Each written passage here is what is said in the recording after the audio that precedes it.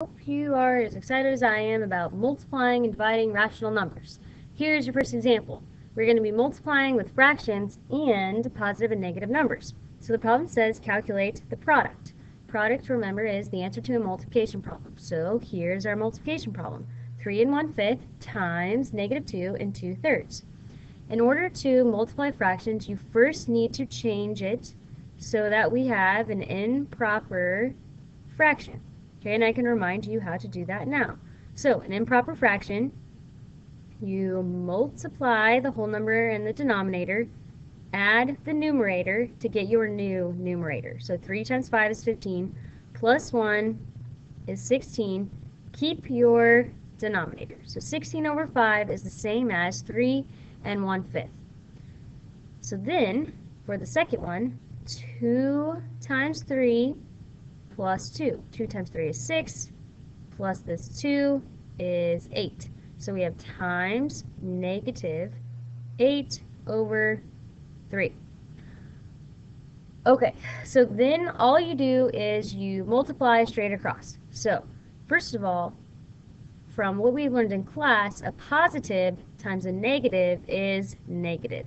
So ultimately, my answer is going to be negative. And then I multiply the tops, 16 times 8, I multiply the bottoms, the denominators, just multiply straight across. Okay, 16 times 8 is 128. 5 times 3 is 15. Don't forget your negative. Okay, this is your answer. Voila. Okay, let's talk about this negative really quick. This is very important. Sometimes students ask me, well, where does that negative go? Okay, that negative can go in one of 3 spots. Where it is, right out here, hanging out in the middle. You can also consider that a negative 128 over 15, or 128 over negative 15. You can put the negative with either one. Okay, sometimes teachers are going to want you to not leave the answer as improper. I am okay with that unless the directions state otherwise. But just in case, let's review how to change this to a mixed number. This is a division problem. So if you divide the top by the bottom, you will get your mixed number. So 15 goes into 128 8 times. 8 times 15 is 120. Subtract, you get a remainder of 8. 8 8/15. And of course my answer is still negative. So this is also the answer. Negative 128 over 15 is the same as negative 8 8/15. Alright, awesome. Let's move to the second example. Whoop, we skipped it. Okay, in our second example, we are dealing with multiplying decimals. So again, it asks us to calculate the product of 5.5 times negative 3.26. Okay, when multiplying decimals, you just need to remember, set this up like you would any regular multiplication, where you're going to want to put the longer number on top. I'm going to leave out the decimals for now, okay? You don't even need the decimals until the very end. So remember, do not line up the decimal when you multiply it. It's only for adding and subtracting. Okay, so let's do the multiplication. 5 times 6 is 30. Carry the 3. 5 times 2 is 10. Plus this 3 is 13. 5 times 3 is 15. Plus this 1 is 16. Okay, for the next set, you're going to fill in your 0. Then you're going to take 5 times all of these numbers up here. Well, look, we just did 5 times all those numbers up here, and this is what we got. So it's really just going to be repeated. Okay, then you add these 2 lines together. 0 plus 0 equals 0. 3 plus 0 equals 3. 6 plus 3 equals 9. 6 plus 1 is 7. 1 plus nothing is 1. Alright, now to decide, where does the decimal go? And which color should we use? I wish I had more colors. No? I wonder if this works. Probably not the best time to experiment. Does it work? Okay, so let's put the decimals in where they were. No. Okay. They were here and here. What's going on? Okay. Ultimately, you need to remember that we are trying to figure out how many numbers are behind the decimal or to the right of the decimal in the whole problem. So 1, 2, 3 numbers are behind the decimal. So the same thing has to happen in the answer. There needs to be 1, 2, 3 numbers behind the decimal. Okay? Now, let's remember this was a negative, a positive first. Positive times a negative equals a negative. Okay, so our answer is negative 17.930. Yes, you can drop the O. This is kind of fun. I have all these colors now. Okay, you can drop the O. It's going to be negative, or the 0, negative 17.93 is your answer. Ultimately, you can put as many zeros as you want at the end of this number, and it's still negative 17.93. Okay, on to example 3. You guys really don't understand how excited I am that I just found out I could use all these colors. Okay, so calculate the quotient. This time I'm using, did I skip one? I skipped one. Okay, go back to example 3, sorry. Calculate the quotient of negative 6 1/5 divided by negative 2/3. Again, just like multiplication, this mixed number needs to be an improper fraction. So remember, you do 6 times 5 plus the 1.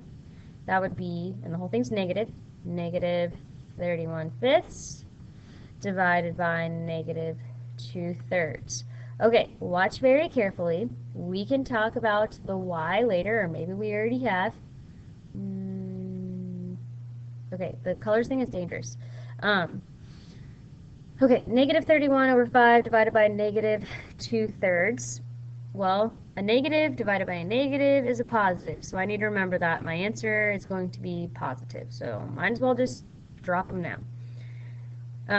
You keep the first fraction, change the problem to a multiplication problem, and flip the second fraction. Alright? So then becomes a multiplication problem. You multiply straight across. 31 times 3 over 5 times 2. 31 times 3 is 93 over 10. Okay? This is a positive answer because a negative divided by negative equals positive, so leave it like this. So ultimately, yes, you can leave your answer like this.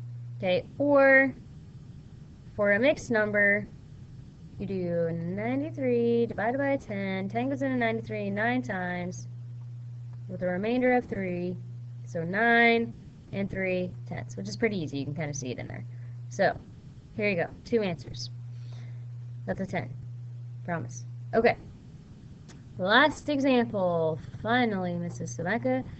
Alright. Let's pick a pretty color. I wouldn't even dare click on more. That would probably be pretty awesome. We could have pink pens. Okay, negative 144.15 divided by 15.5. So, I gotta go back to using all that house and everything and showing my work. So first, let's decide on my answer, because dividing with this number in a box with a negative confusing. Okay, so negative divided by a positive is negative. So I need to remember my answer is going to be negative. Alright, so you put 144.15 in the house. You put 15.5 outside the house. Okay, this number has to be a whole number. So you move the decimal as many times as you need to, so it's a whole number. Whatever I do to the outside, I also have to do to the inside. I moved it once on the outside, got to move it once on the inside. So this becomes a new problem. I have 155 on the outside. On the inside, I have 144.1.5. Okay? The decimal goes straight up in my answer. So it's going to be right here. I'm trying to make that bigger. What's happening?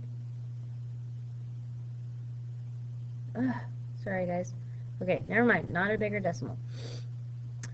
Okay, so then comes the division part. Alright, so 155 does not go into 14, doesn't go into 144, but it will go into 1,441. You scratch it on the side, figure it out, and it ends up being 9.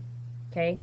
9 times 155 is 1,391. Then you subtract the two numbers, you get 46.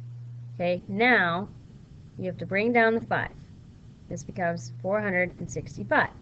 So then you decide how many times does 155 go into 465. I'm going to guess around 3 or 4, figure it out. It ends up being 3. Okay? 3 times 155 is 465. So when I subtract these, I'm done. I get 0. So here I have 9.3. Well, remember from the beginning that you have a negative divided by a positive is negative. My answer is negative. And voila, that is multiplying and dividing rational numbers.